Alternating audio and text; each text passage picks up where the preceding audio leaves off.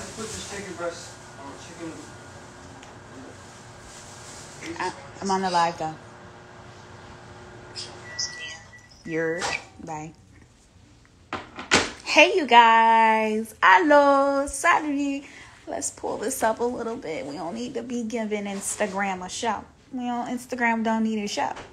Hello. Oh, I got 22 people there. Hey everybody. Andiamo anti-musique.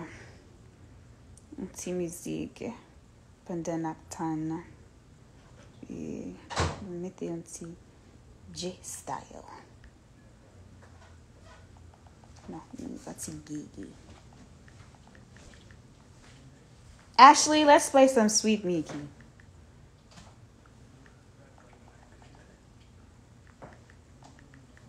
Sweet Mickey. Hi, everybody. All right, let me stop joking around. I only wanted to hear one part of the song.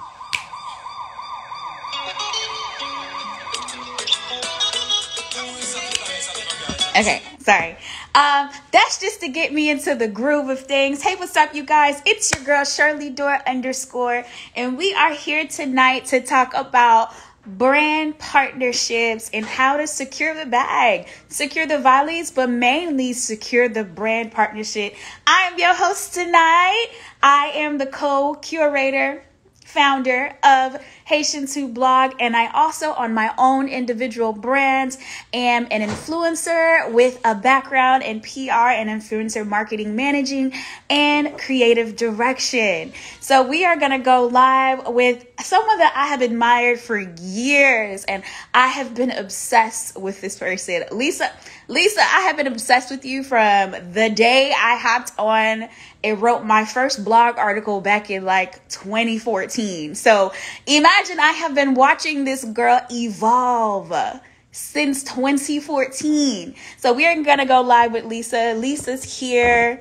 And hopefully Instagram don't do me dirty and won't let. But yeah, so I hope you guys pull out that notebook, your notepads. Make sure you share the live so you can have your other peers get active in this conversation.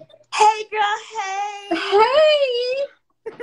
I feel like I'm listening in on someone talk about me, and I'm like, oh, I can't.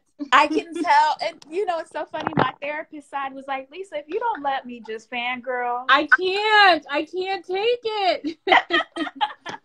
I'm bad. I can't even receive gifts. Do you understand me? I'm literally the kind of person who cannot receive. I really, like, literally. Like, I want to return it. I can't take it. I know. Girl, that's another day. That's a therapy session. My inability to even receive stuff. Okay, I'm listening. All right. You guys, should I shower her? No. We can move on to the next. But hey, girl, thank you for offering to even have this conversation and also being able to share this with Haitian creatives. A little background for the people in the live. We're actually switching up life around on Haitians Who Blog out here and switching to a more skills-based, workshop-based environment where we're teaching you guys things rather than just sitting and watching you guys build. So Lisa wanted to hop in and just give you guys some tips on securing that value, securing those brands. But first, I wanted you to give the people a little background on who you are, what you do, and why Lisa decided to hop in. Oh, okay. Well, hello, everybody. My name is Lisa. I've been a content creator for 8 years, and I started on YouTube. I had just moved back to, I'm originally from Massachusetts, but I left when I was 18, child, and never looked back. And at that time, I just got married and I moved back to Massachusetts, didn't have a job, didn't have nothing going on, child. And it was like, you know, YouTube was new, you know, people were on. So I used to hop on and watch.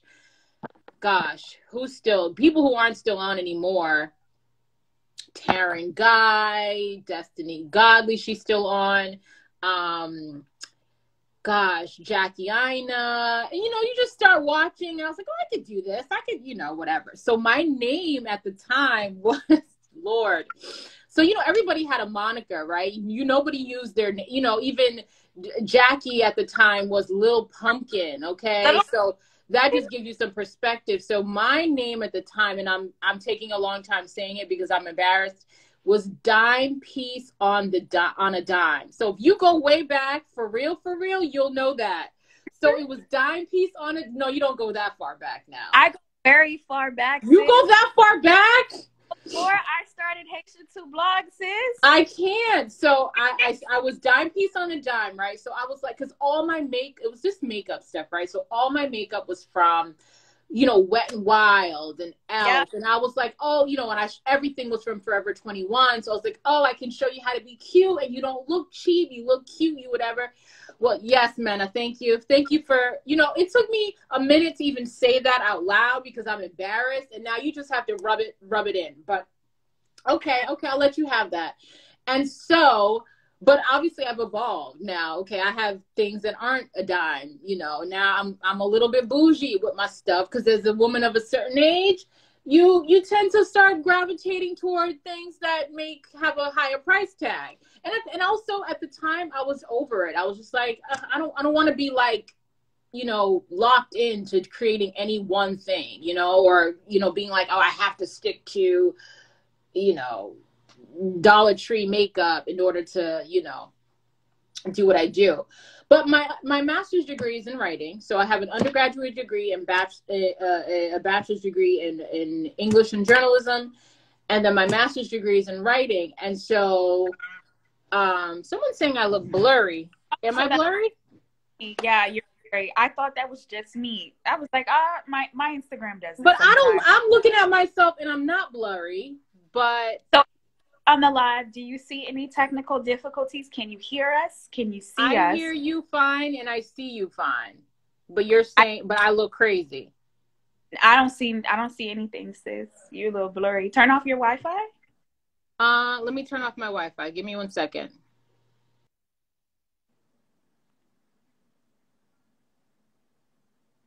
Turning off the Wi-Fi slowed everything down. So who is blurry? Bella Rose Noir and Erica. I'm assuming Lisa's blurry. Lisa's gone. I'm gonna leave it and make you come back, Lisa. So as we're waiting to kind of like get back onto what Lisa was saying, Lisa is what we would consider in the influencer industry a veteran. So she was back on, not Instagram, but YouTube. She was on YouTube before YouTube became this like premier platform for people to come and host their video content and stuff like that. So let me get Lisa back on. All right, sis, I'm gonna add you personally.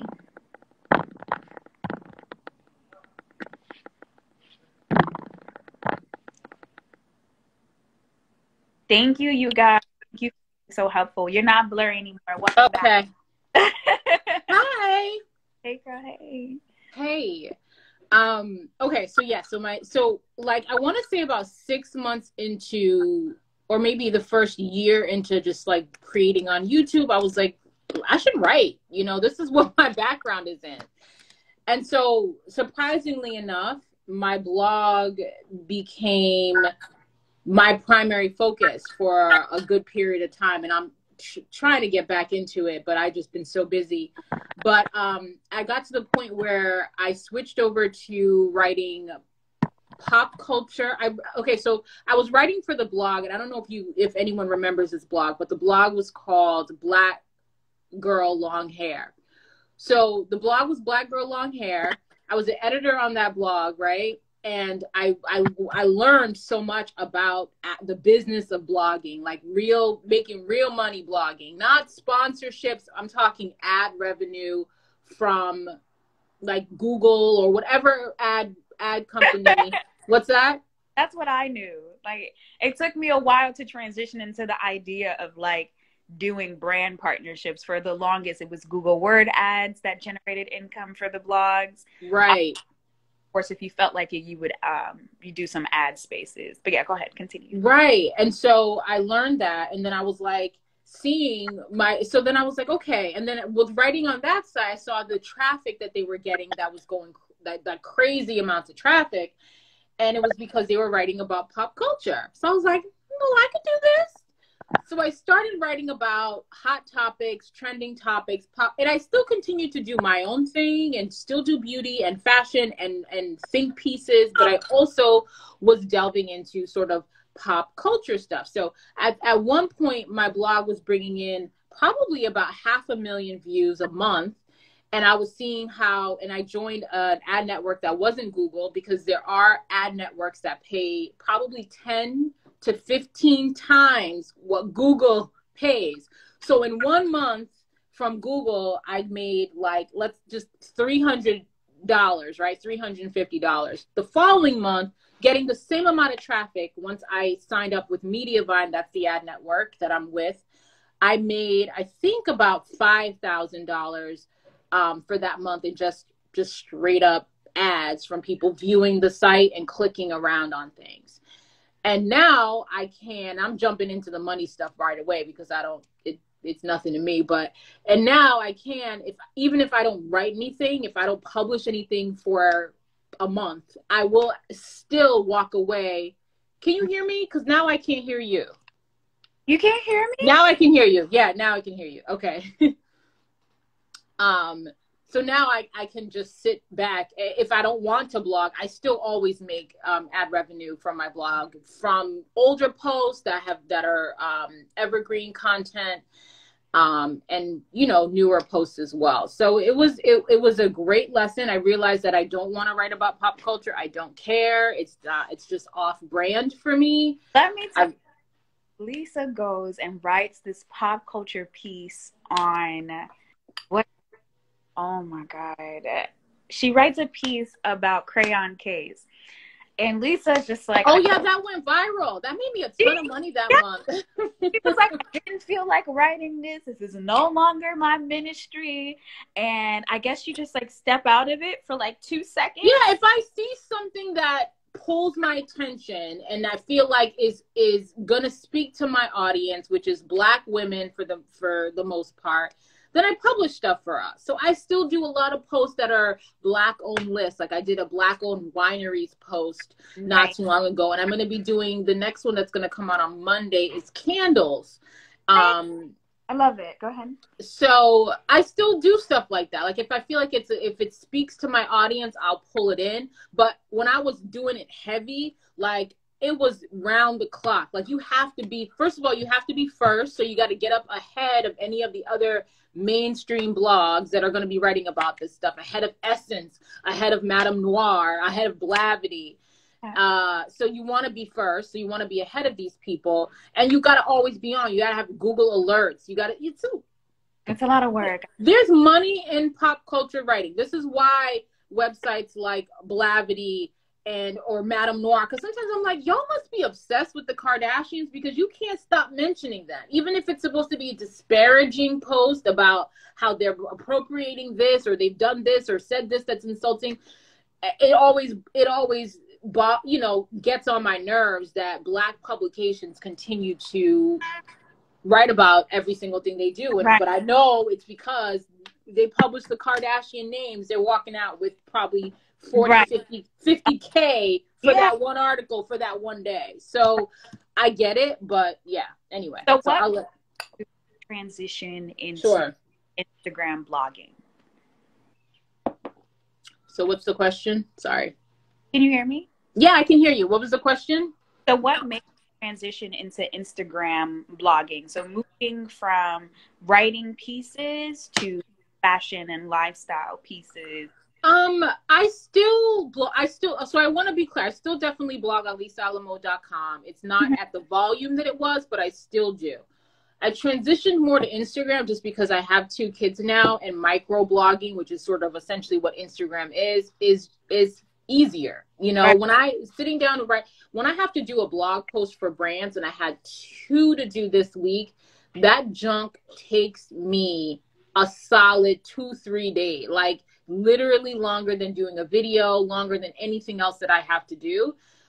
So it's a ton of work. It's a ton of work. Obviously, when it's not a brand partnership, it's not as much work, but it does take me, people think because I have this, because of my educational background that I can just turn these out quickly. But on the contrary, it takes me a really long time. And when I was doing the pop culture writing, I was doing it fast. And so there would be a lot of typos. There'd be stuff. I just wasn't proud of it. I wasn't proud of it. I'm proud of some of it. I'm proud of what I learned in the process. And I know that if, God forbid, if I were ever in a bind financially, I know what I can do to get up out of it. But I transitioned mostly because of my family and it just being something that was taking up too much of my time. And so, yeah, Instagram, it's a thing. So tell us a little bit about I admired the most from when I went from always being active on your blog to your YouTube to then transitioning into your Instagram. So for those who are unalive and who don't know anything about Lisa, who's never met Lisa before, Lisa's like a well-rounded content creator with content on your most prominent spaces. So her own personal digital platform, her blog, and then you have YouTube, and then you have Instagram. And I know that you tried TikTok and you were like, this shit's for the millennials. We gotta. No, I can't do it. I don't know what's going on. I can't. I think a couple of things on Pinterest, but I'm not sure if that's you or if there's somebody else just like. No, Pinterest is actually probably my biggest platform. I get 6 million views a month on Pinterest. Okay, perfect. And I'm big on Pinterest because that's where I get tons of traffic. Pinterest and Google are the biggest traffic sources for me. So if you're a blogger and you're not on Pinterest pinning everything all day, every day. Yeah. Child. Because I was using 2 tools to auto pin round the clock. So I was using Tailwind and I was using CoSchedule. But CoSchedule, which I've been using for 3 years, all of a sudden lost their licensing to Pinterest. So I may just do away with CoSchedule entirely. But yeah, I was paying for both of those platforms. Okay. I don't even know how to use Pinterest. It's actually a lot more, I don't want to say easier. I can't say that. I'm only saying that because I've done it for so long. But yeah, get on Pinterest, y'all. Because people go on there a lot. A lot. And you actually monetize higher dollars on Pinterest than on Instagram, just depending on what industries you decide to be in. But yeah, so you are pretty much like a well-rounded content creator. You have yourself on all platforms. What are some tips you can give to individuals about monetizing themselves? So one of the things I do for my full-time work is sorry, it's my thing up. Okay. So one of the things I do for my full-time work is influencer marketing. So I've been doing it I did it for some smaller brands here and there. I started, I want to say 2017. And then in early 2019, I just started doing it full-time for this one company. I won't say which company because I don't want to get flooded with told me, I was like, with PR requests. Leave me alone, child. Leave me alone. But I will say it is a huge job. It's a lot of work, and I hire influencers every day for my job. So I hire, I work, I send PR, and so I get tons of media kits. I get pitches all the time. So I sort of see what it's like on both ends, both as a brand and also as a content creator, a working content creator. And so I get about 5 or 6 brand collaborations every month. So I'm constantly got something lined up to work. And I feel like that has come. So I guess here are the tips. I got to think about it. I probably should have been prepared, child. So in terms of working with brands, I feel like this is going to be different. The hardest thing about this industry that we're in is that it's so not standardized. So there's no like industry standard for a lot of what we do, and how one person's come up in this sort of industry is going to be completely different from the other person's. And so for me, For the first 3 or 4 years, it was like going to school. Like you just were learning a trade. It was almost like going to college. Like you go in, because a lot of people, they come in, they do the work for a few months, and they all of a sudden they want to, like, you know, get that full. So to me, it's like going to college, right, for your first year and being like, okay, I'm going to start applying for executive jobs now. Like, you don't even have your degree yet. Like, you just got here. Calm down. Calm down. Learn the lay of the land. Take it easy. Even if you go viral and you've got all these followers, like, it's okay to learn, right? It's okay to figure out what's going on before jumping in. So I would say my first tip is yes, there's money in this. There's no secret to that fact, but allow yourself, give yourself some grace. Don't feel like I have all these followers. I need to know how to monetize right now. What do I do? Take it easy. Mm-hmm. The first thing is to create the content. I just started organically creating content, tagging brands, mentioning brands, just organically building an audience. And it's important to know who your audience is. When I first started, when I was dime piece on a dime, I would oftentimes just be like, oh, shut up. Shut up your mouth. You like my Haitian accent? I try. Okay. So I would be like, oh, this lipstick looks good on everybody. Like I would want to be like this universal blogger. But then the reality is the people who are following me, the people who are gravitating towards me look like me. So you're going to find that your audience, one of the tools that my company uses to find creators is called Creator IQ. If you're in this space, you may find that a lot of the bigger brands are using Creator IQ. So whenever I partner with Amazon, for instance, Amazon uses Creator IQ. Fenty uses Creator IQ. It's a tool that brands use to, one, verify that you and your following are legit. And it also allows us to kind of go in and see who your audience is. So although like legally these sorts of platforms, and there's several out there, there's Creator IQ, there's Grin. Creator IQ is the number one, but there's Grin, there's Captivate, there's Tagger. These platforms don't allow us as the brand managers or the brands to go in and be like, I only want a Black influencer. Like, it doesn't allow me to do that. But what I can do is go in and do a search, or just a search, like what's called discovery. I can go in and discover somebody based on what their audience is. And so if I do a search like, okay, I want somebody with a predominantly Black audience, 99.9% of the time, the influencer is also going to be Black. And so it's important to know who your audience is and to create content that speaks to that audience. So I would say that that's another tip. In reference to the money and securing the bag, I mean, obviously you got to create content that is going to be eye-catching towards the brand. It's nice if the content you create looks a lot like what they create already. That's nice. But I guess get to know the brand that you want to partner with. I'm at the space with 2 kids and a job. Like, I just do what I want to do. And what I want to do and what I create is lifestyle. So it's fashion, it's makeup, it's my family, it's my relationship. It's lifestyle. It's what speaks to me. Right. But one of the things that I did a few years ago, and it, who knows if it actually paid off.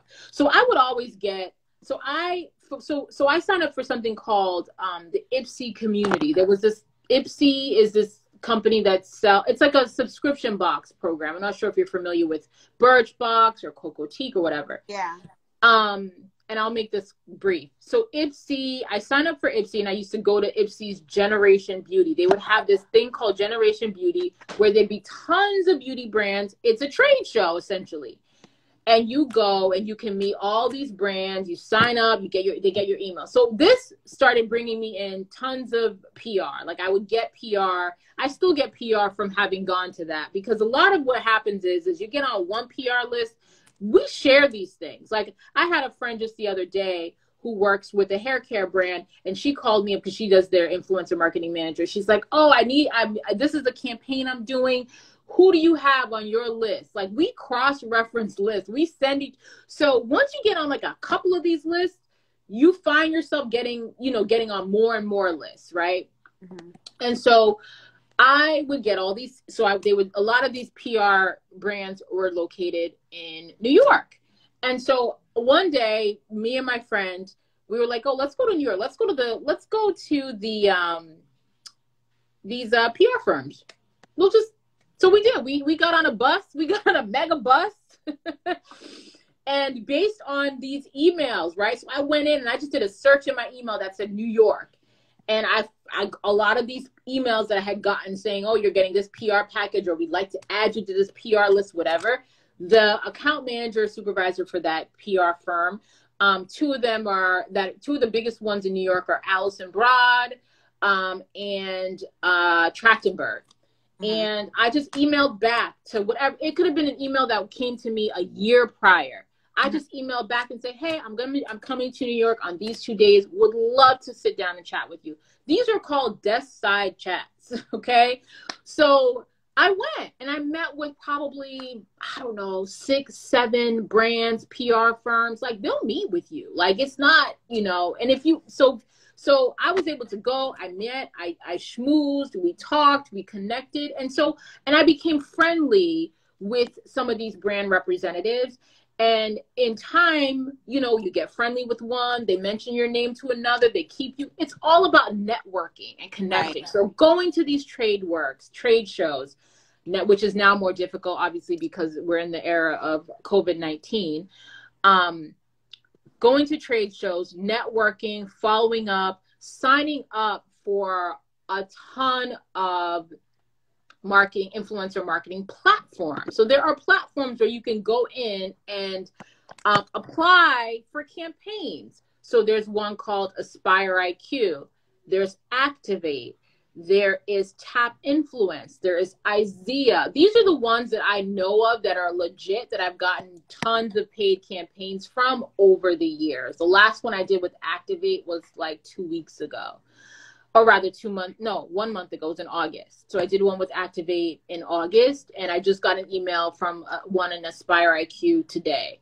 So there are all of these platforms that you can apply, and you submit you connect your Instagram, your blog, your YouTube, your whatever it is, and then you apply for campaigns. And some of them you get, a lot of them you don't. But I definitely get. 4Card is another one. I don't know if y'all fooling with 4Card, but that's another one. Sorry. You're fine. I went on for a really long time. So if You're that fine. was, yeah. So I wanted to end off with, so for those who are on the live, we've decided to, I guess people feel like we're selling out. It's fine. So we actually created this influencer form for you guys who are influencers who have rates, who've worked with partners, and who have the ability to kind of like shed light. It's anonymous. So I'm going to actually message every person that I've seen on the live separately. I took screenshots, so I know you guys were here, to kind of like get your insights on what you guys are basically charging firms. What are you charging brands for influencer marketing, whatever you guys are doing, whatever posts you guys are doing, how much you're charging brands for it. So we can publish that on the Instagram platform to give people a better understanding of what you should charge for your services as a content creator. So with Lisa here, Lisa, what is the range? I don't want you can give me the price. I've seen people who give, but that's up to you. But pricing, how do you determine your pricing for your services? And I know you're very heavy on influencer pay gap. So well, I just go in there because it blows my mind, some of the questions that are being asked. Like, this stuff to me is like a no-brainer. Like, you can't tell this. Like, anytime you get a DM from somebody talking about they want you to be an ambassador, block them, delete, go on. It's a scam. It's a scam. I don't know how many times folks got to say that. It's a scam. Delete, block, move on. I personally don't even fool with DMs. I will oftentimes just either tell a brand. I don't know. I've secured some really good partnerships via DM. So they DM and then I send them to my email. So email. I just don't continue the conversation via Yes. DM. The ambassador email, the ambassador DMs are a scam. Most of them, by the way, yeah, very true. But any reputable company is gonna be fine Email. with just shooting you an email. So I'll be like, okay, thanks so much for your DM. Please email me. Like to carry on the because first of all, we get tons of DMs. Like you lose though, I lose them after if I scroll, it's gone. So it's definitely not the best. Anyway, so the range is kind of crazy. So for me, I just think about what's worth my time at this point. Like I turn down. I'm sure you do too. You just turn them down because it's not worth your time. For instance, I was emailed the other day and somebody this was a local company. So here's the other tip. Make sure wherever you're from, that you're tagging your city, you're tagging your town, you're tagging whatever. Put it in your bio. So a couple of tips before we jump into this. Put it in your bio wherever you're from. Also put in your bio what it is you do. So if you're a lifestyle blogger, put lifestyle in there. If you're into beauty, if you're in fashion and makeup, whatever it is, because we as brands use systems that pull those words. That allows us to find you in discovery. So if you're constantly posting and you are a makeup influencer, the word makeup or cosmetics or beauty needs to be in your Instagram bio. Also, even though if you have a business Instagram account and it allows you to connect your email, your actual email, the physical typed out email should also be in your bio in addition to that email button, because I operate on a computer. Brands operate on computers for the most part. We're not sitting with our phones like this 24/7. And so we cannot use that email button on the computer. I can't even, so then I got to pull out my phone, click on your email, save it as a draft, get on my computer to be able to send you an email to communicate with you, because your email is not readily available. So your email should always be in your Instagram bio so we can find you, email you, and pay you some monies. Right. So back to the range. So this company emailed me. They wanted me to promote voting, and they have these bikes. I don't even know what the bikes are about, child, but there's some bikes in Boston. They want you to do something on the bike. They offered me $500, and I said, no, I don't leave my house for $500. I know $500 is great money. I was in the live. I remember him. Go ahead. Plenty of people. No, this was just like 2 days ago, so I don't even think I don't mention. I get these so frequently. I don't even. It's when it's disrespectful that it may end up in a live or a rant or something. Yeah. This wasn't disrespectful. This is just what their budget was. It's not for me. There are plenty of people who, if $500 is nothing to sneeze at, it's not. It's a lot of money. It can pay, plenty of bills. So right. I don't trip off of, whatever. It's not like I've never taken $500, child. But when if you're asking me to leave my house, I may have to get a sitter. So the rates for me aren't based solely on what my social media following is. It's based on, one, I have a master's degree in writing. You are not going to get a blog post for under a certain amount. And I'm talking several thousands of dollars. I don't do blog posts unless you come in with the money. And because they take a lot of time, and I have a master's degree. I'm not just who's paying these loans? So in writing. So to me, my rates depend on what the ask is of me. Like if it's something simple, I'm just taking a picture myself in my house, my husband takes it, then I'm not going to, I may charge a little bit less, but the scope of work determines my rate. Do I have some standard rates? Absolutely. I have a media kit that I house on Canva. I don't even send a media kit in a PDF. That's also something that I realized, that I don't like to receive these things. I don't want to download nothing. I don't want to view an attachment. Put that junk in the email. So I link it. I use Canva for my media kit. Canva allows you to link, so you could just share the link to your media kit to your people. Mm-hmm. And so depending on what the scope of work, I have my standard rates. I have my flat rates. I have what I will not, I won't work for less than this. And then, I'll negotiate a little bit. Let me take that back. I'll negotiate a little bit, work within your budget. But if your budget is significantly lower, we're talking a 40 to 50% pay cut, then you're not going to get what you asked me for. Mm-hmm. You're going to get something less than that. You're going to get what you can afford. You get what I mean? Like if I go into Walmart, I can't say I want a Louis Vuitton bag when I got Walmart money. Mm-hmm. I'm going to get a Walmart bag. So on my end, I want you guys to conceptualize that this is work, right? So I have a master's degree. All right. So that means I have an advanced level of communicating to people. I have an advanced level of writing. I have an advanced level of appealing to my audience. So let's just say your master's degree pays you $25 an hour. Mm-hmm. You might want to charge your rates at $25 an hour. This is not saying that you have to go by an hourly basis. This is just to help you kind of like pinpoint how much money do I want to charge a brand for working with me. So let's just say, I think Bella, Rosa, Maria was talking about this, and it was like, okay, now if I got to hire a photographer, I got to go location set. I got to drag myself outside of my lovely comfy house with my comfy pants on in order to give you quality content. That's when I have to start considering a little bit above my master's pay grade, because now I have to pay someone to do my shoot. I have to outsource for this. I have to do that. And so you guys have to see your brand partnerships as an actual job, not just like, and I think I saw someone once who had 10,000 followers and they charged $50 for a post.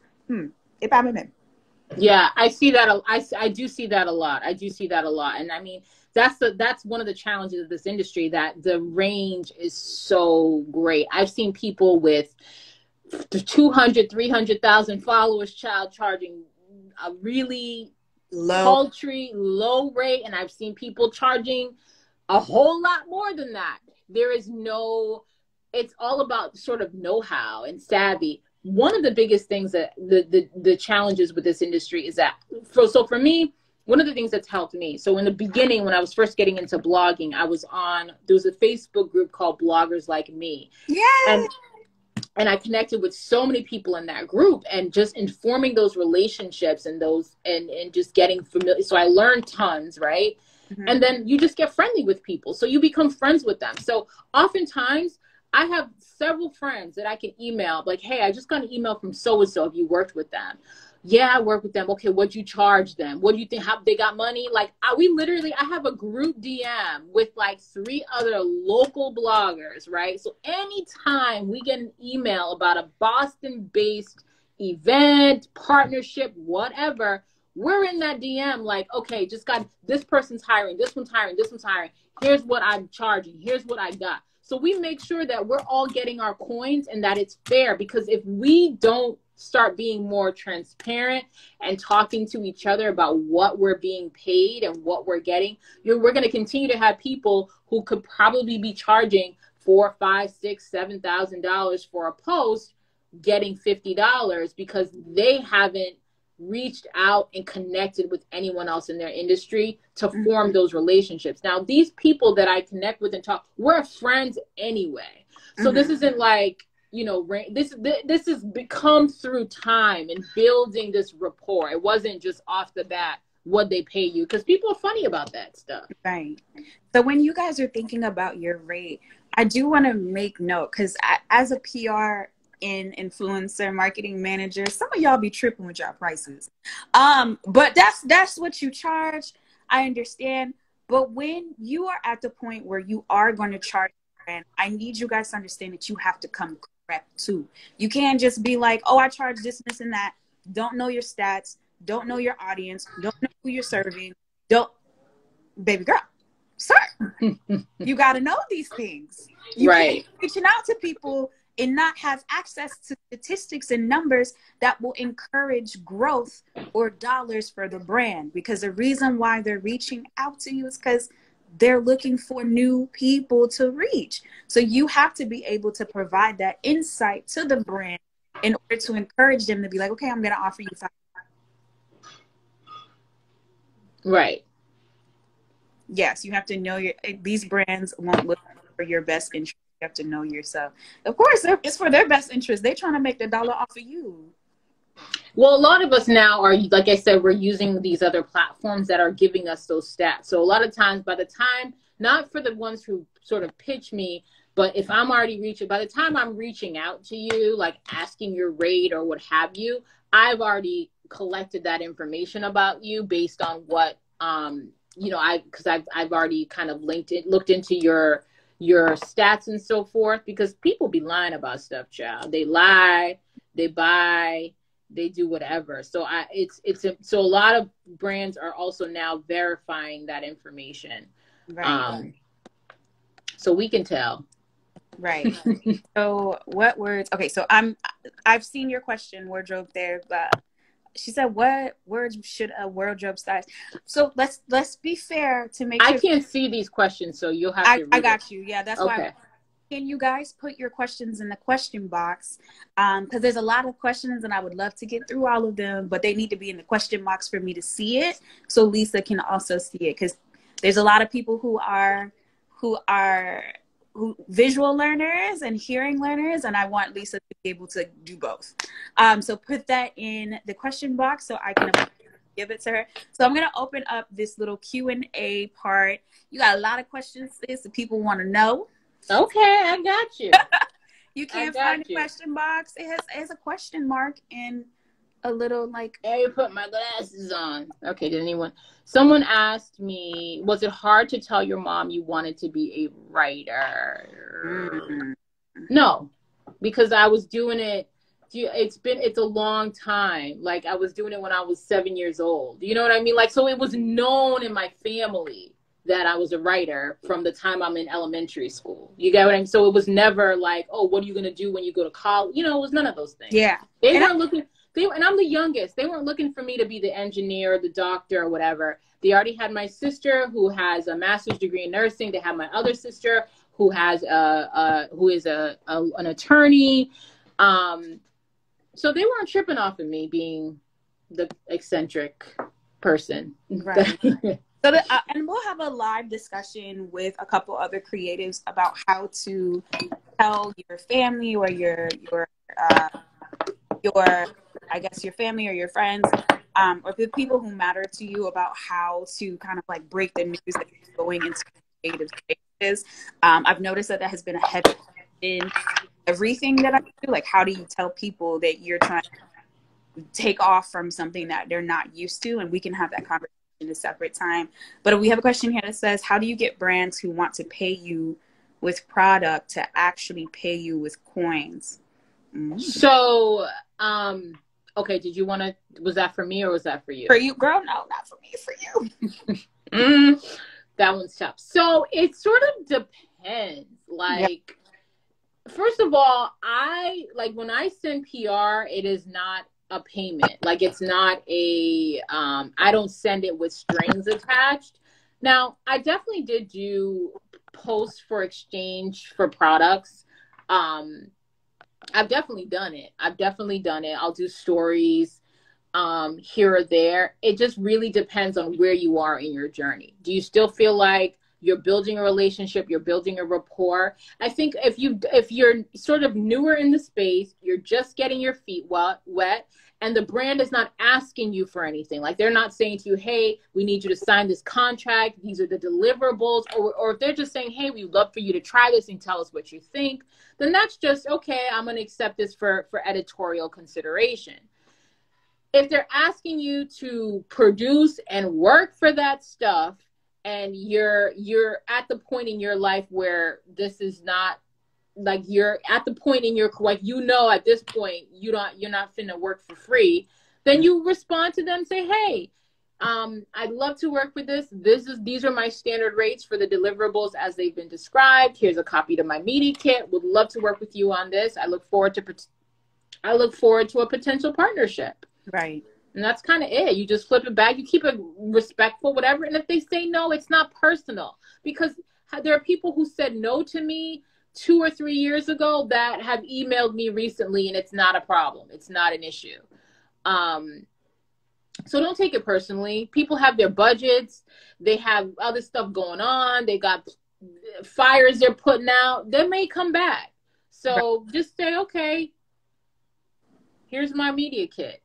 Yeah, so that's something that so how do you get brands who want to pay you with products? So I have, my strategy is I have a number of requirements for the year. So with me, I'll allow about 1 to 2 product for review clients, and then I'll have paid clients, and then I'll have percentage based clients, right? So I get my foot in where I need to. The reason why I do that is a lot of my percentage based, commission based projects actually turn into paid projects, right? So I'm a firm believer of I'll do a little bit of free work to turn it into paid work. Right. And a lot of my free work actually turn into like $500 paid clients. Like, I mean, like, it just depends on who you are as a person. I'm super nice. I have your free work, and then I have your, you got to pay me top dollar work. It just depends on what I'm feeling. And if you really want the product, like, right, if you really want the product and it's not going to be anything Right. where you got to do too much. Like, I just accepted one child, and McDonald's has money, right? Yeah. They wanted to send me some little box or some child. It's been here for 3 days, child. And they sent this box or something. But the reason I did, and they weren't, and I see that they did a campaign because I see people posting in their feed for the same damn box, and they got paid.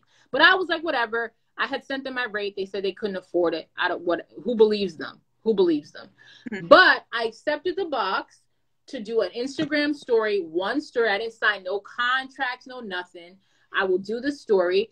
And the reason I'm doing it is because my son gets a Happy Meal every Friday. And I was like, can y'all send me a gift card too? And they said, yes, they're going to send me a gift card to McDonald's. So what do I care? I'll post it in my story. I'm not doing nothing extra. Pick your battles. Right. It's not a big thing to me. You know what I mean? But, so you pick them.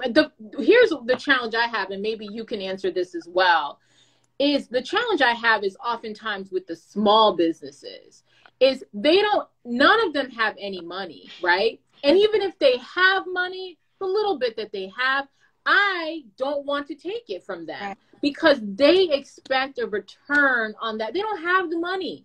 So if they're gonna part with a few hundred, whatever it is they can afford, God bless them. They want a return, and we're marketers. We're not sales representatives. We cannot guarantee you that. And often, and I'm at the point where with a lot of brands, I'm doing 3-month partnerships, right? A lot of them are like, for instance, right now I've got one with Dunkin' Donuts that I've been doing for a few months. And that's what's beneficial, honestly, is these continuous multiple post campaigns. Mm-hmm. This mom and pop, whomever candle company that doesn't have any money that just started, they can't even afford to pay you for one post. So even if they could find the money, I don't feel comfortable taking it to do that one singular post that I know is probably not going to perform in the way that they want and to disappoint. So it becomes a thing. And then it's like, I don't mind taking the product, right? But I don't have time to do unpaid posts at that volume.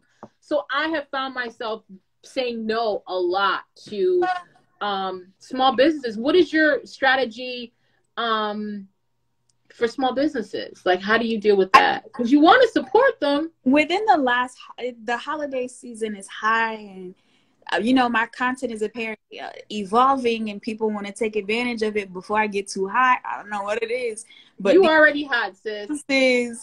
Baby girl, these small businesses are coming. I think I've actually gotten like 17 partnership requests this month. I was like, what's going on? What's happening? But no, I've had to turn down a lot of people because sometimes it takes, depending on the editing that I need to do, it takes my time. Yeah. And much of it, I have Haitians Who Blog, DCG, myself. I don't got that time to be doing it. Saturdays and Sundays are not dedicated all day to creating content. It's only supposed to be a 3-hour thing for me. So with that, I have to pick and choose. And sometimes I'll come back. I'll be like, hey, I just wanted to let you know this month I'm doing at least one free paid partnership. And I decided to do that with your company. I'd love to get started. Sometimes I'll come back to the partnership later. Right. And again, it just depends. And every time I've ever done that, it's turned into fruition where 3 months down the line, they make enough money and they pay me. So I think it just really depends on how you see these partnerships working out for you, your time, the investment that you're about to put in. Shoot, if you could throw out an Instagram story for these small businesses, it'll make a huge difference. I don't know. Yeah. On who you are. So I've oftentimes just shared, like, if because sometimes they'll share. They're like, oh, I just started a new business, so I'll just, I'll share. You don't have to send me any. Don't send me nothing. If you've been a follower of mine and I'll just share it. I don't mind. Yeah. I want individuals to know that it is okay to say no to something that doesn't align with your brand. Remember, this is your image too. So if something doesn't go well with it, if it doesn't make sense, like I just got like a medical partnership. It makes sense. I just finished battling COVID. So it makes sense for me to do it. Yeah. Right? Yeah. Sense, right? But then any other time, this medical partnership wouldn't align. So I wouldn't need to do it. Right. So I think it's important for you guys to pick the essentials, like pick who you can. I think Maline's asking, how do you find brands to pitch to? There are brands all over the place, sis. Any brand that you want, you go and you find their media kit. Not media kit, their press release. So you do a Google search for whatever brand it is for their latest product, whatever it is, press release. They're on that press release for all, like I do press releases for the company that I work for, right? And you have to, like, for most, like, PR Newswire or Sishon is the most commonly used source for issuing press release. Every press release has a media contact. Google that name. If their email isn't on that press release, then their name is on that press release. Google that name. Find them on LinkedIn. LinkedIn is the plug. What's that?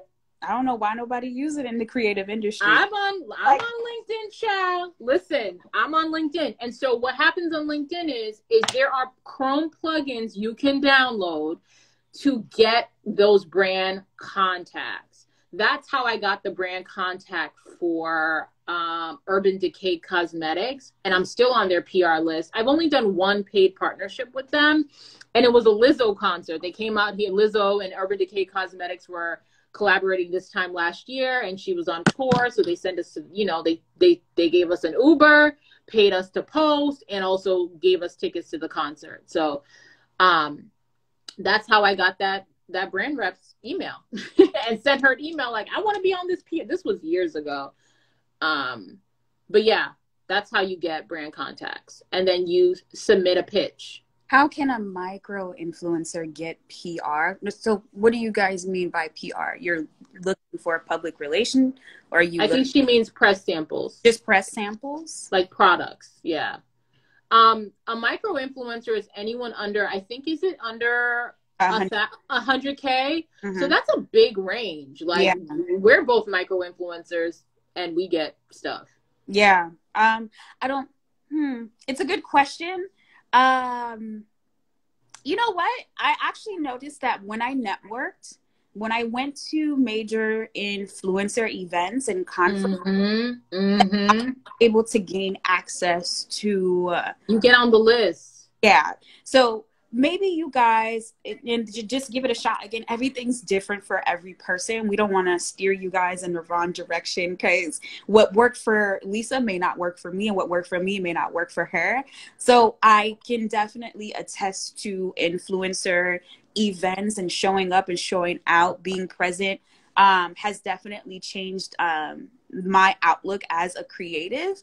And I mean the digital conferences, Every Stylish Girl, Boss Babe, CEO Inc., all of these places that have major brands sponsoring or whatever they're doing at these events have definitely allowed for me to have an increased presence.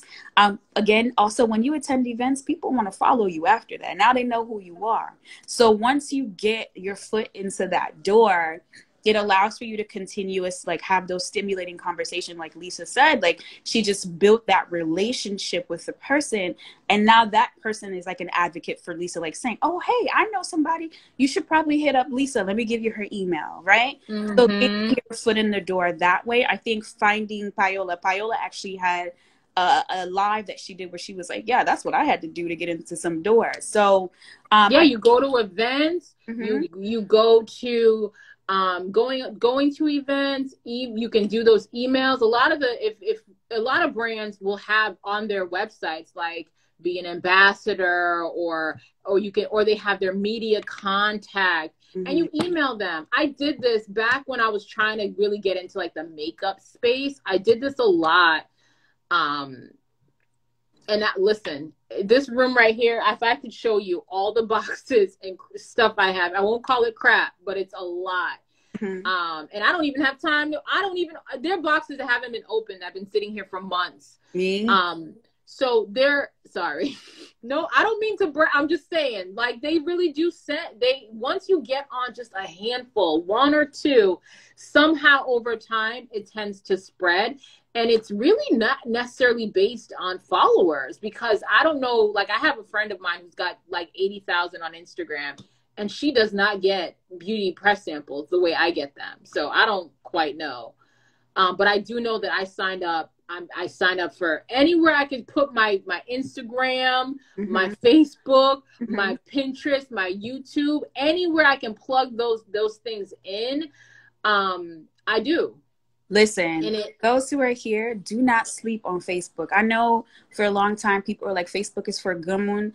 Listen, Facebook, outside of being an influencer, Facebook is where I got majority of my clients as a PR, influencer marketing, social media management, graphic design. A lot of those clients come from Facebook.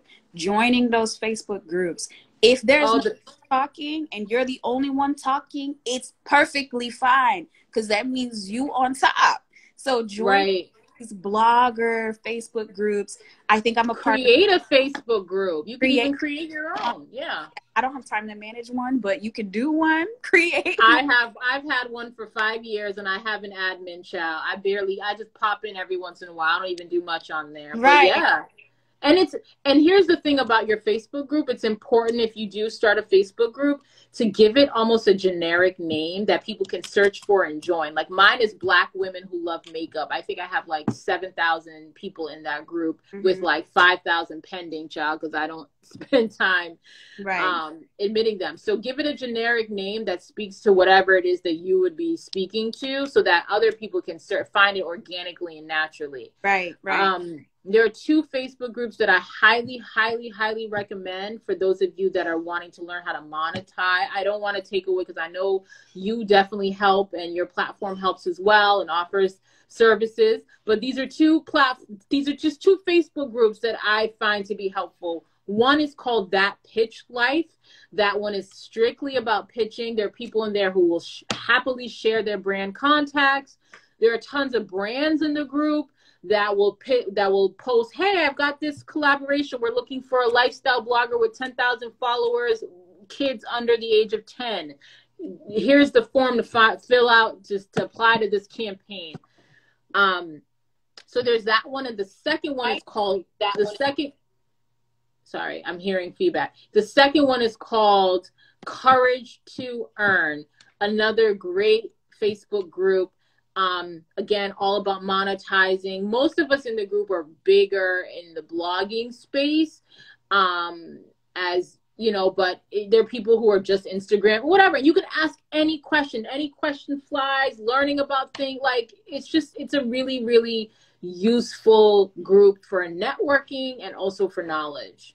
So we have 2 minutes left, and I want to make sure that wind down. So if you had any final things, any final thoughts to give people, and for everyone else who has questions, I've also screenshotted your questions to add somewhere else so we don't miss out on your questions. All right, guys.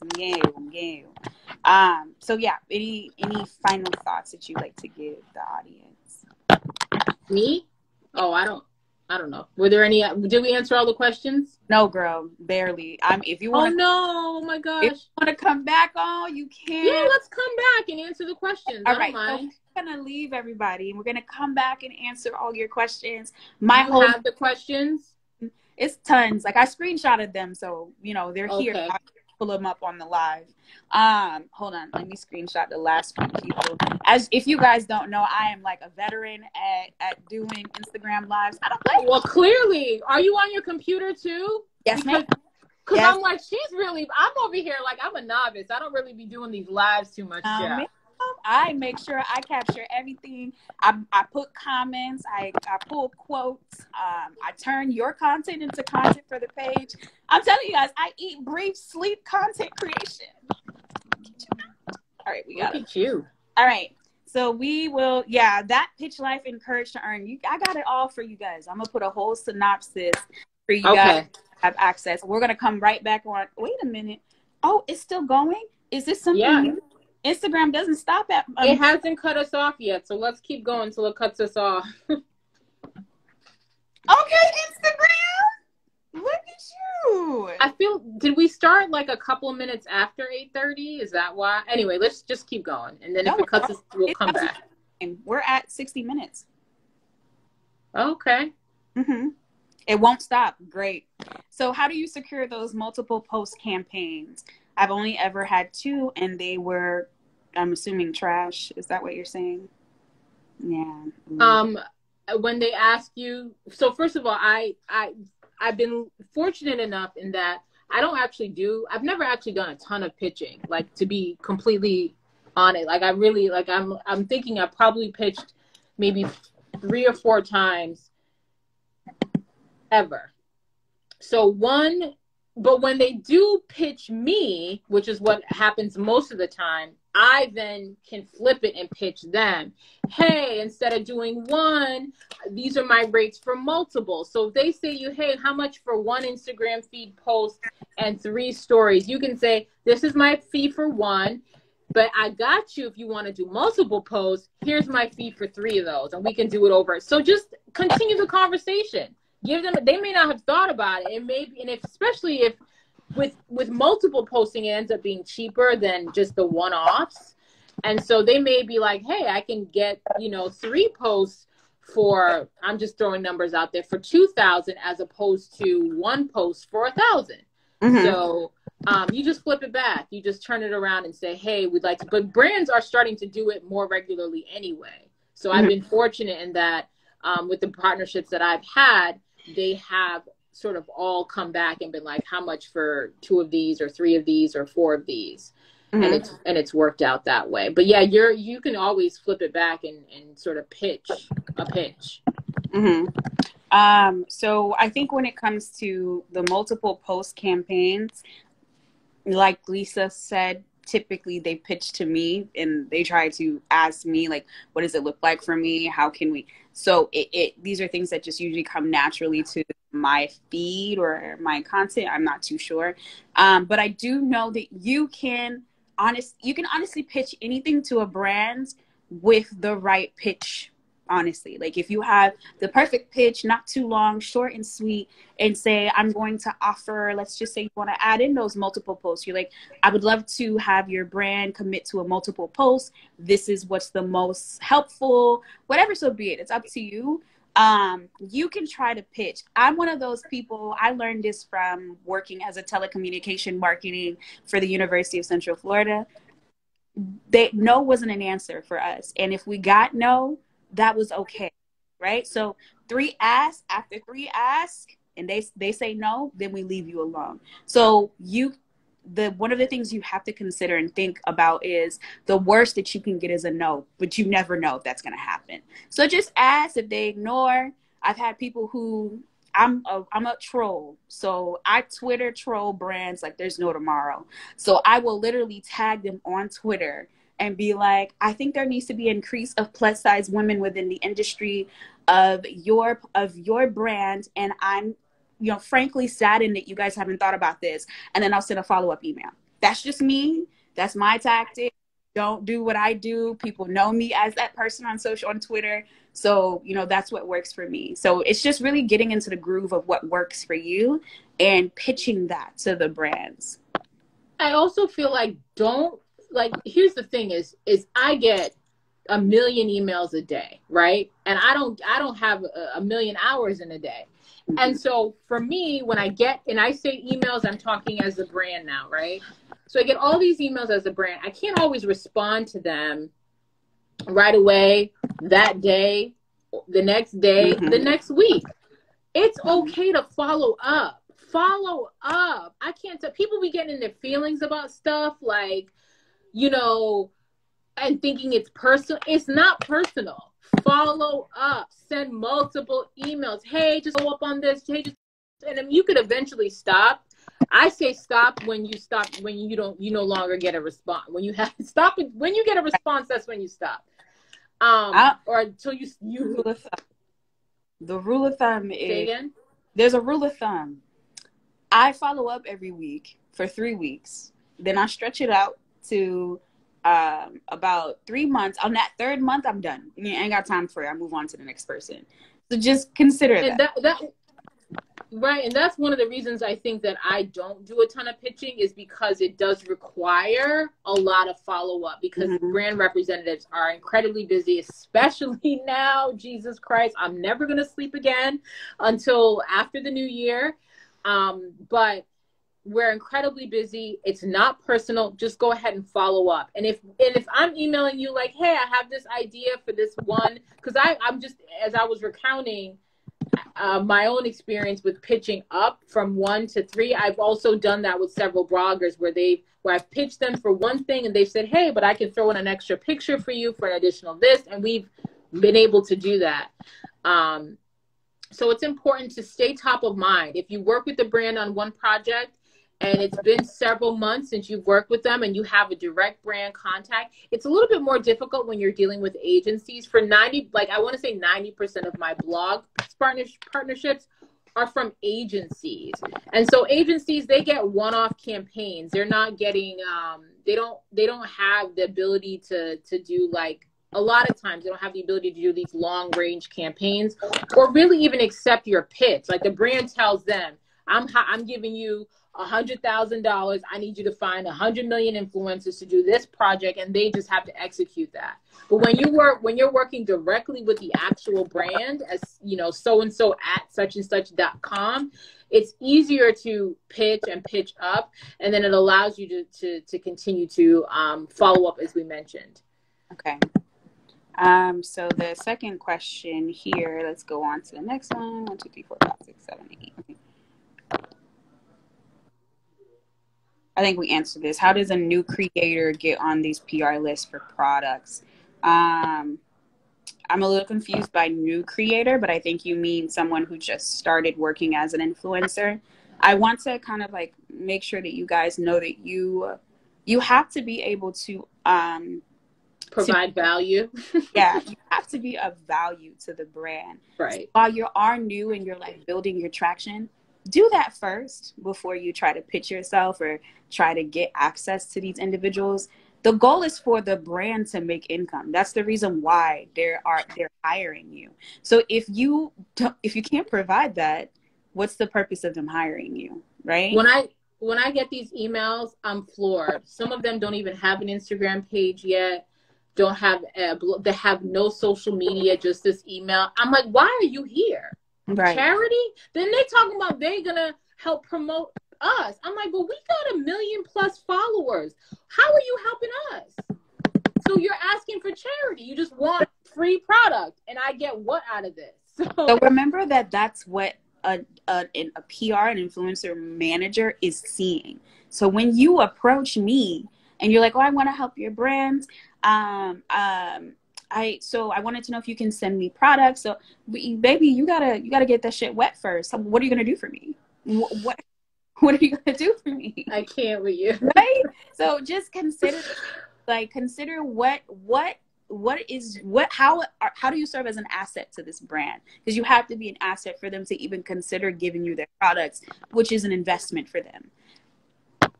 There's nothing wrong with doing the work. You know what we did? We bought the products. Like nobody was sending it to us. I buy first.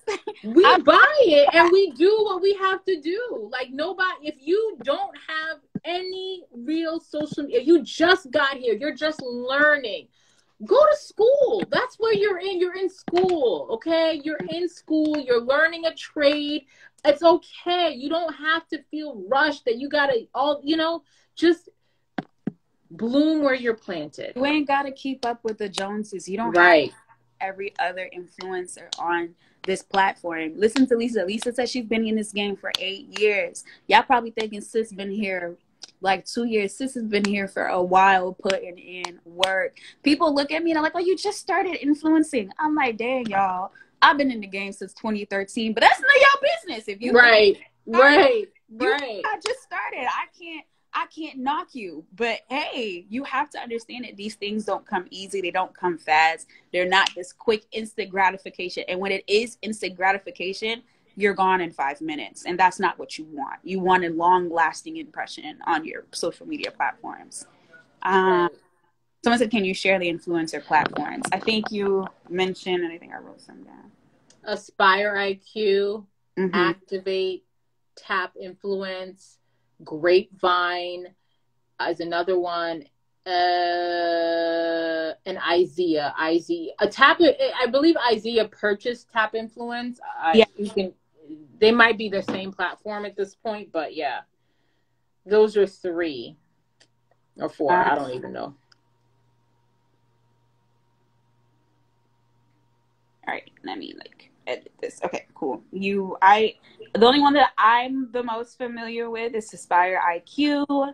And you mentioned the other few text messages as I'm on the phone. Had to run back quick just to respect the head wrap. All right, yes, sis. Bodied it. What'd she say? Sorry.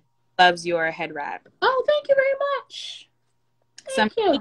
Stuff that brands look for in a pitch. So in the email, I'm assuming, ooh, we out here dropping gems. Y'all about to be rich. You want to go first? Yeah, sure. Something that I personally look for is, why are you talking to me? So, oh, sweet. Who are you calling? I'm doing a live. I did. I love Bella, my guy. Say hi. Yes, Bella. Yes, Bella. Yes, Maria. That's another one. Obviously, influency. Good night. Love you. Yeah. So some key stuff that brands look for in a pitch is what are you providing? So you don't want to go in and say, hey, I have this and this and this and that much followers. You should send me free products. What? That's it. That's all you want me to know? Come in there with some intention. Come in there with purpose. So one of my biggest things is, and you guys can take it, it's okay, I'm fine with it.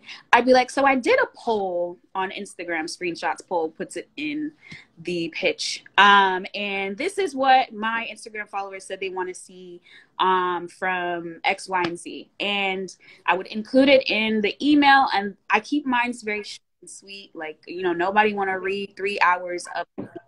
They want you to get to the point.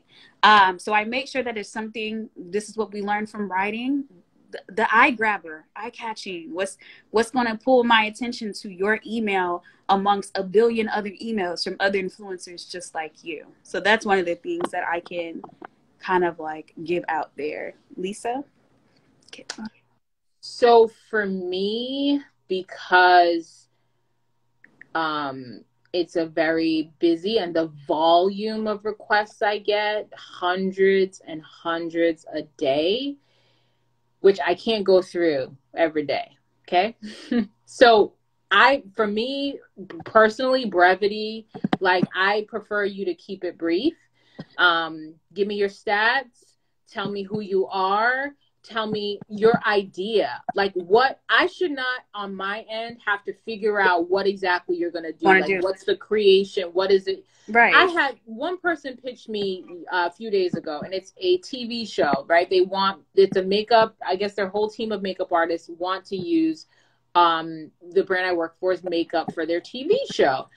But they did not submit to me first of all, there was no pitch deck. So for an event or anything like that, you should have a pitch deck that explains what exactly you're asking me for. If you want a certain number of products, the number of product, the volume of products you're going to need, and the different price points for the different levels of promotion. So there's a gold level, a silver level, a bronze level. Let me know what it is you're doing for you, what you need for your event, how, right? Because it falls in line with just regular, even if it's not an event.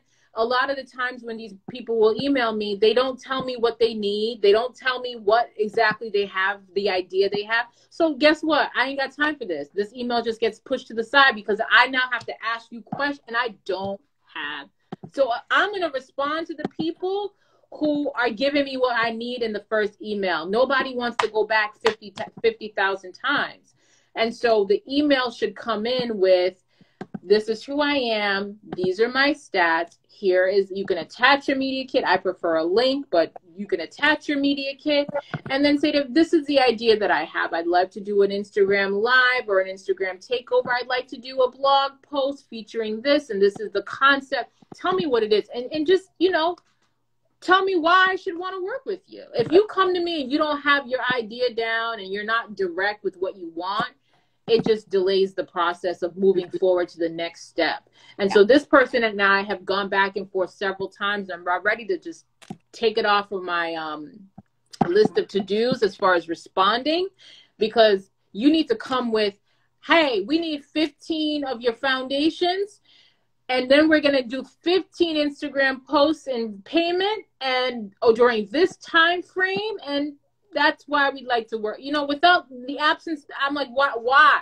Mm-hmm. You're not telling me why I want to work with you. So I think one of the most important things that Lisa included is making sure that you tell the brand what you are looking for in the partnership. A lot of times people would just throw out blanket statements, and honestly, we can tell that you're just trying to pitch to a billion brands, and we want to feel special too. Even though we don't really care, you still want to make us feel special. Like, you can't just make it seem like you don't care about what you're doing. So we want to make sure that you care about the brand that you are pitching to. So we want organic content. We don't want, you know, just random content being pushed out there. So you need to come correct. Like Lisa said, you gotta come full balls rolling in with what you're looking for, so that we don't have to do all the work to see if that's what we're looking for.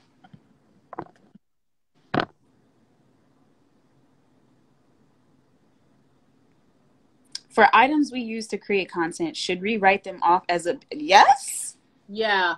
Well, can we talk about taxes right now? Because taxes are hell. Okay, so first, as somebody who owes the IRS $1 million, I don't owe them $1 million, literally, but I'm dramatic. But so speaking of which, in terms of why we charge what we charge. So when you're working with a brand, you're being paid, you're paid on it's a 1099, right? That's what you're not submitting a W-2, you're submitting a 1099. So they're not taking taxes out. So and because you are theoretically self-employed, you pay self-employment tax on that. So the percentage of what you pay in terms of taxes on these partnerships is considerably higher than what you pay like if you had a job for someone else, right? Mm-hmm. So depending upon your state or whatever, like the rule of thumb is to take out at minimum 30% of every payment you have and either set it aside, or you can go ahead and just make an advance payment to your state tax, whatever, or the IRS, and pay it ahead of time, right? Because you will owe these folks money right off everything. I literally have 4 assistants, child. I have 4 because I need write-offs. Because right. If I don't pay these people, I have to then take the money I'm paying them and give it right over to Uncle Sam. And I'd rather not do that. Right. And so part of it, as much as I would like to hang on to these little bitty coins, I have to give them to my virtual assistants because A, I need their help, okay? Mm-hmm. And 2, I need the write-off. So I do say, when people talk about being scared about paying or outsourcing for certain things, If you are a working influencer who gets, even if it's one partnership every other month, it's going to pay for itself, because then you now have stuff to write off. Otherwise, you're just going to give that money to So the I'm government. going to already speak for people who are probably confused that they didn't even know that they had to register. So for those who are here, if your goal is to do this full time, if you make more than $600 off of making or producing content or creating content for other people, technically it is income. So let's just say one day you want to buy a house and your full-time job barely compensates, and you need the extra source of income, and you're like, oh yeah, I'm self-employed. Okay, where's the proof that you're self-employed? Right? So you should register yourself as a brand, because you are a brand. You are producing income off of your person, right? So you should be registering yourself or some kind of entity as a brand. Once you do that, you got to pay taxes. You got to pay taxes. I'm sorry to let you know, we pay taxes because you're making money, and the government has to take a little bit of that money. So Over 30% of that money. yeah. So consider that is an expense. I think I've seen a couple influencers who actually put out there, like how they do the tax and legal side of being an influencer and being a content creator. So just consider that you are a brand and you are making a source of income, and a part of that you do have to pay taxes on. So you wanna write off as much as you can. I don't know. Canva Honey is a write-off. Hootsuite's a write-off. Later is a write-off. This printer that I got to print all these things for is a baby girl, everything. The makeup you use to do your photo shoots, to do your videos, the clothes that you purchased, if you if you went to a conference, like the in the blogging space, there's a conference called Mom 2.0. That's like the even if you're not a mom, it's like still this you go, and all the major household brands, Procter and Gamble, Edelman, all those brands go to this thing, and it's incredibly expensive. I think it was in Palm Springs last year or the year before. Yeah. So write that off. Write it.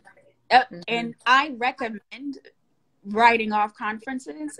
And this is, again, I used to work for UCF. So everything that university had me do, I can't, I'm gonna be honest with y'all. My education, my graduate school applications, they were all write-offs. Why? Because they were paid for in order to enhance the image of the university. So apply the same energy to your own life, right? So write-offs, mileage, driving. If you have to drive from West Palm Beach to go to Miami to do location scouting, that is a write-off. Okay, if you have to pay someone to do your photo shoot, that is a write-off. Send them a 1099. They're now a part of your write-off. Okay, so just pay them in, or I do everything through PayPal, because PayPal does issue a 1099, so I don't even have to. So that's nice too. Yeah. What do you use to keep your receipts and assist? I pay for everything on PayPal. I use a PayPal debit card, and I pay for PayPal. PayPal's like $20 a month. They take their fee. They take off, because even their fees are a write-off. So their fees. I use QuickBooks. I have a bigger team, so I have no choice but to use QuickBooks. PayPal's been nice for some time, but it started to make me work too much. So outsource, get an accountant and a bookkeeping. But again, that's just the position that I'm in, and I had to move. I have a call with the bookkeeper on Monday, because I can't. It's the worst stress of my life. I can't do it. I'm not good at it. I can't keep track of nothing. I owe these people, even though I'm writing off everything, I owe these people $1 million. I can't take it. So yes, I have a call on Monday with a bookkeeper and a financial advisor, because it's a mess. Don't be like me. Keep it together. Don't wait till it's too late. Making the money is great, but like getting your shit together is nice too. Just do that. Right. Do that. Yes. Would you say your engagement rate is a better indicator than follower count? No. No, because your engagement rate is like 1% half the time. Like a lot of us, it's like 1-2% if we're lucky. Yeah. Yeah. Yeah. So the thing with engagement, and I noticed that I really hated when this post went around. So the little post was like, if you push share and then okay, thanks for advocating for us. Nobody asked for it. But brands look at everything, right? So there's no like, oh, they pay attention to engagement rate. Honestly, whatever the brand is looking for, they're going to look at. Will it be nice if you had like a 25% engagement rate? Sure. But celebrities don't even have a 25% engagement rate. So that's kind of like unrealistic. We just expect that at least 3% of the people that follow you do more than just exist on your page. That's the expectation. Yeah, and I've hired people straight off the strength of just the content they create, because I was like, this is dope and we want to repost this. So we want to own. So sometimes we hiring you just off of the content. We don't care about your following. We don't care who you are. We want what you created. Mm-hmm. So we have definitely partnered with people who don't have a huge following, who don't have tons of engagement, but the content in and of itself is on brand, and we liked it, and it's unique. So what are the top things to include in a media kit? I would go on canva.com and do a media kit search. There are templates on Canva, and you can see exactly what you need to put on there. That's it. Yeah. So for people like myself, I have a niche population. So, I work with Haitians. So I have to make sure the information exudes Haitianifyness. So your audience also makes a huge difference. So don't be afraid to include the distinctive audience that you showcase to. If you can pull numbers, like for me, my numbers are, we say Black people, the buying power of Black people are $1.2 trillion. So if we were to pull up stats about Haitians, you want to cut that by like 75. Just depends on how you view numbers. I do market research for a living, so it's a little different for me. And just make sure that you add something unique about yourself to your media kit, because again, you're not the only influencer that's probably reaching out to them. Oh, wow. I have a small podcast. Do you ladies think starting a blog would help with visibility engagement? I say use every digital space. Every digital space. Mm-hmm. So for a blog, so the benefit is search engine optimization, right? So Google being able to have a blog where you're properly search SEOing your content. It'll allow people to be able to search and find you and find your podcast. So one of the reasons why I started a blog back in the day, in addition to being like, oh, I'm a writer, whatever, was because I wanted to advertise my YouTube channel. So I started the blog like thinking, oh, I can embed all of my YouTube videos on here, and this is just another outlet for that purpose. So I definitely think it's doable, but like everything else, it's work. Yeah. So Google gives the most traction as far as like your different platforms, your major platforms. So an example, I do this probably every month. When you type in my name, I have to make sure that something pops up when you type my name in on Google. So for me, that's my blog. You type in, well, okay, I'm like, the articles that I've published on other online publications pop up. So they pop up before my blog, unfortunately. Maybe obviously their SEO is fire. Well, it's not just SEO too. If there's a higher traffic, if it's a site that gets more traffic organically. So like, the New York Times is always going to come ahead of me if you write about the same thing. Because, right. When I do that, the reason why I'm like, okay, I'm going to do a blog is I want to be able to be found on all platforms. That's just my personal preference. I want you to find me on Google. I want you to see me on Pinterest. I want you to see me on Twitter, Facebook. I all my ducks are in a row. You can find us wherever I need a customer, right? So that's my kind of like mentality. People are all over. They're on all different social platforms. If I can be in the big five, kind of like insurance companies, if I can be in the big five, I'm going to be a part of the big five. I think we answered this. How many followers do you need to secure partnerships? How many followers do you... How many followers you need in this day and age? Honestly, we've been even looking into nano influencers. So you can have 1,000 followers and still pull work for me. I know people who are anywhere, I think a little bit under 2,000, and she's making about $75 an Instagram post. So it's doable. Yeah. And she makes, for blog posts, she still, you know, even though she doesn't get tons of traffic, it's interesting. When I was getting all that traffic I was getting, I was not charging. I was probably charging at that time, I don't know, maybe $500 to $1,000 for a blog post. And I charge way more than that now, and I've got a fraction of that traffic now.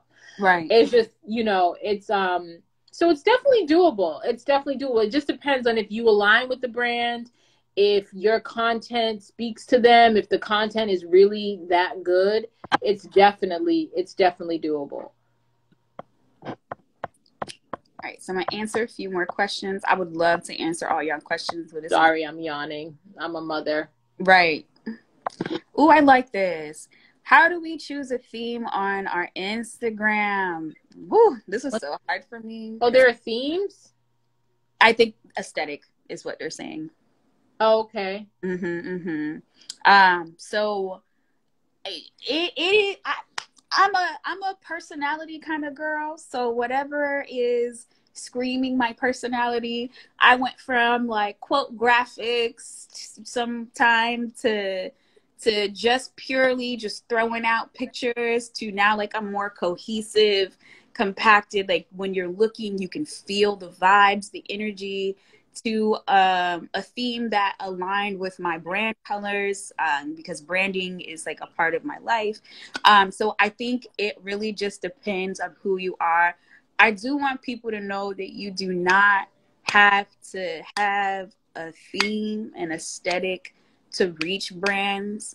Although Instagram does glorify it, you don't have to have, you ain't got to be Lightroom in your Instagram up to be impactful. It's all about what you're creating. So like, how good does it look? What, like, is this approachable? Is this appealing to audiences?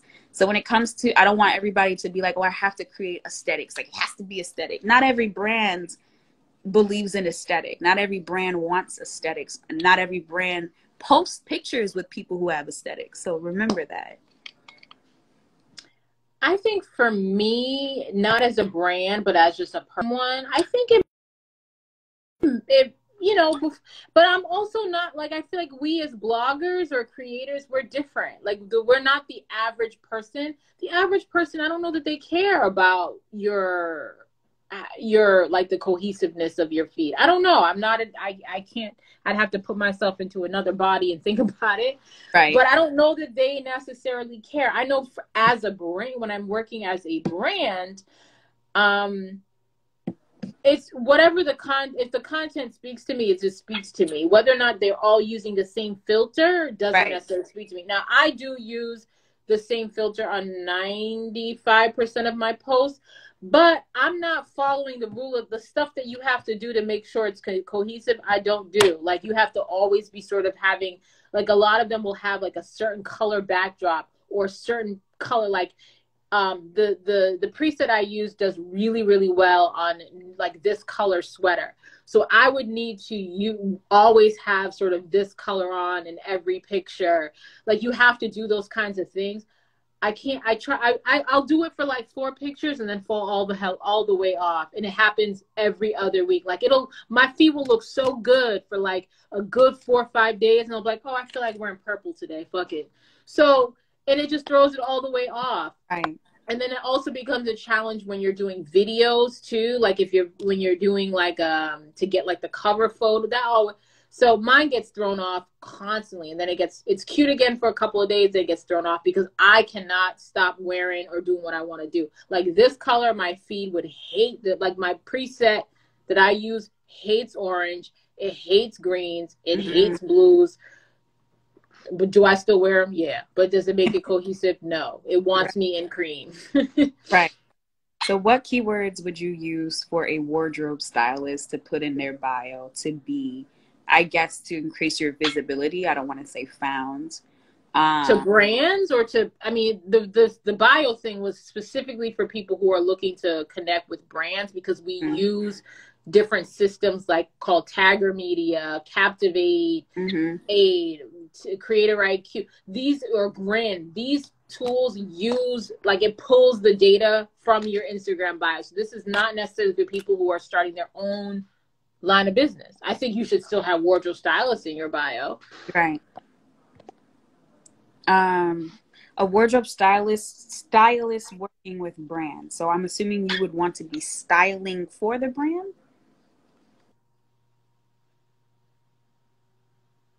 I think just saying that. I don't feel like, would a brand just go on I feel like would a brand just go on Instagram to look for their stylist, or would they typically go through a firm?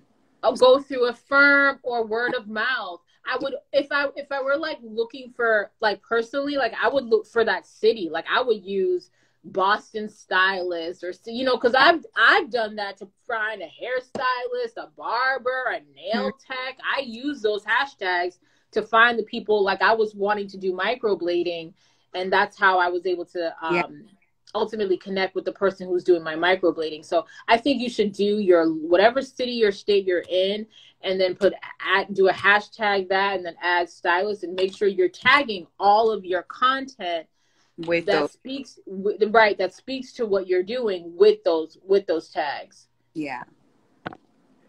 How would you maximize a featured segment on NBC?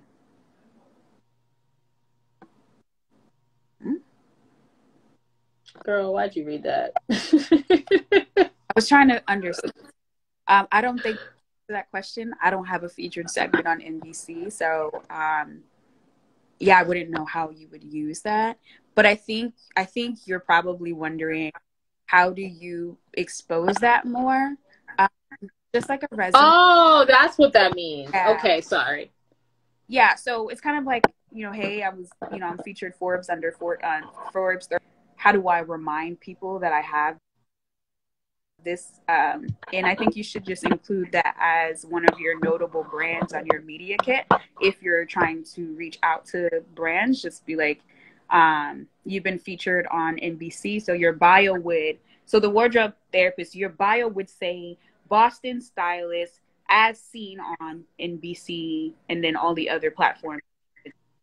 Yeah. Like so there's a Boston magazine, right? So this is a pretty, it's a very reputable local magazine, and they do what's called the Best of Boston every year, and people look forward to it. That's how people find restaurants and businesses to go to, whatever. So they added a segment for social Instagrammers. And so I was named last year's and this year. Anyway, for 2 years, Boston's fashion Instagrammer of the year, whatever. But first of all, this gets me a lot of brand partnerships here locally, for sure. But it's also in my bio on my media kit, named Boston Magazine's 2020 Boston whatever. I don't even know what the title is. I do. But it's in my bio. Yep. Everything. Yep. In my media kit, bio, website, top 40 under 40, rising, everything, every award, honorary, my McNair Fellowship, anything that has gotten me some kind of media for the recognition and the honor, best believe that little tag is in that media kit or the resume, just depending on what you're pitching for. Or if you have the segment, like, upload it to your Instagram, make it a post or make it as stories, and then put it as a highlight. Yeah. What is the name of the platform that you switched to after using Google? So instead of doing Google Ads, you were using which app? I use Mediavine. You have to have a minimum, I believe, of 20 or 30,000 page views a month to be accepted into Mediavine. But there are others that pay more. Mediavine is like the top of the line, but there are some other ones that have a lower threshold that still pay more than Google. Google pays the absolute least. Yeah. So for the individual on the live, just you have to remember that your blog has to be your personal blog, not your Instagram. Instagram doesn't belong to you guys. I need you Right. as a very small influencer. At what point do we put a price on our posts? I think you will answer that question. I think You'll know when. You'll know when you want to start getting paid for the things that you're doing.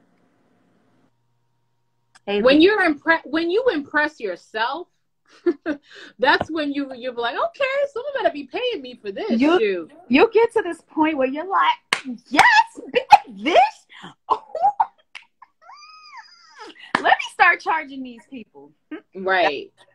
You gotta start. And the more you entrench yourself in the community, like really, I would say all of my friends that I've really continued to have a consistent relationship with over the last 5-6 years are other content creators. This is like it's for real my life. It's what I do for my full-time job. It's what I do as a part-timer. And these are who my friends are, my people are.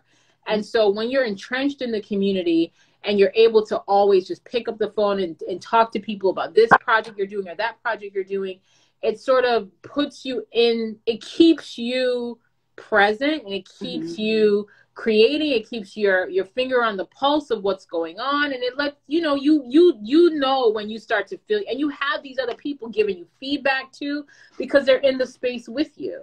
Right. I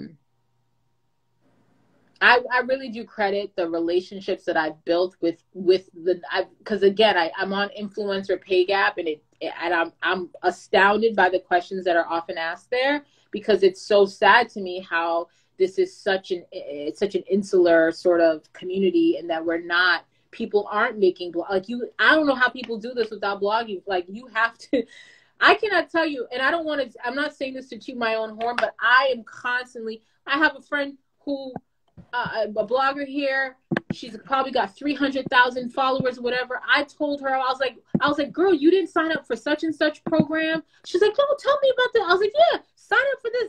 I get partnerships from them every month. They pay right at 30 days. It's so fast. It's so easy. They don't bother me because, brands are a pain in the ass. Like, I'm telling you, there's some folks that really do bother you and stress you. So I told her about this.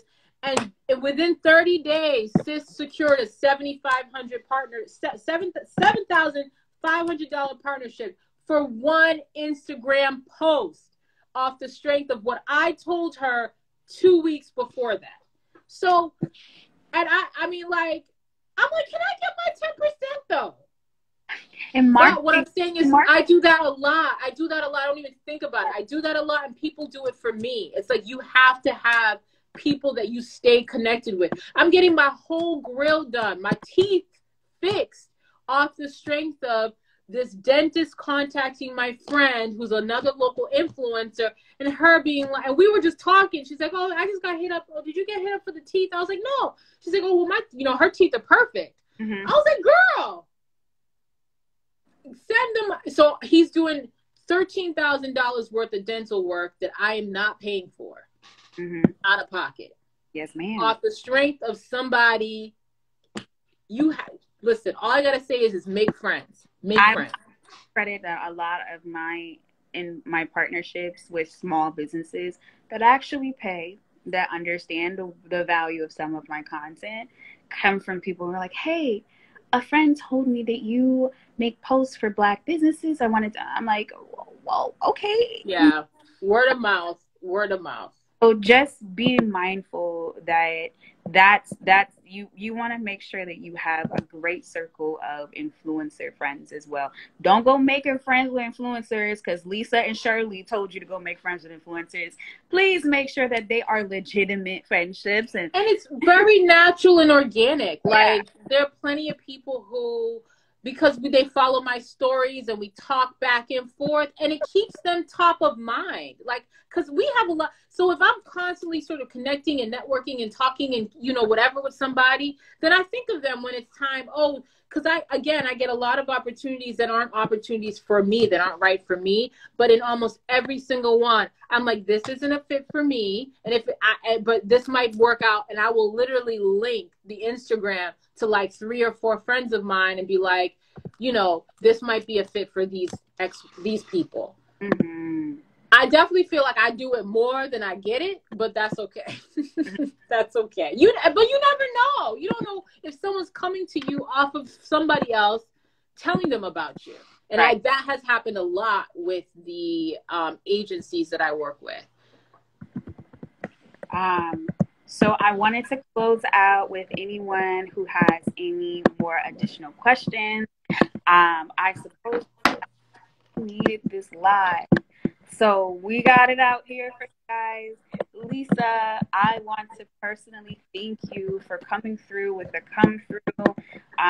Your work does not go unnoticed.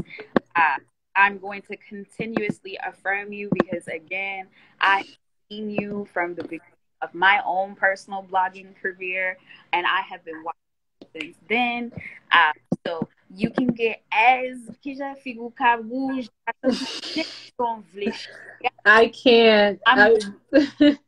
Well, because you the shit, and you deserve the shit. Okay.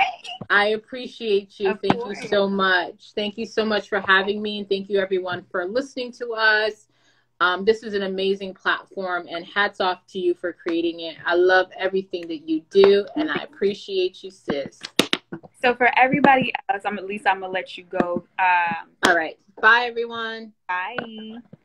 So thank you guys for tuning in. I wanted to give you guys actually a few announcements because, again, like I said, we have completely shifted the environment of Haitians Who Blog to become a space to support creatives and the now new bio, which is amplifying the voice of Haitian creatives and increasing the visibility of Haitian creatives and brand partnerships. So I want you guys to click the link in our bio. If you are looking for brand partnerships, we have created an online directory to help you guys access the brands that are within my personal toolkit, and then Haitians Who Blog's personal toolkit. And then also click the link in our bio to complete the Haitian Influencer and Creative Rate form to give us your anonymous feedback on how much it costs for you to secure the bag, secure the valise, secure everything, so that you can help other creatives learn where they need to lie in their rates and how much do they need to charge. Of course, we have our Haitian creative merch. We have the t-shirts and we have the sweatshirts for our little up north babies, our northern babies. We got you guys some sweatshirts and some crop tops and stuff like that. And then also we are interviewing bloggers, y'all. We're really trying to get y'all out there. So when you see me DM you, respond to my DM, please, because I want to interview you and I want the world to know about you. All right. So respond to that DM when I do reach out to you so I can get some information about what you do as an influencer, why you do it, how you do it, and what keeps you going. And I think that is pretty much everything. Check out our website. Okay, y'all. We've been putting so much work.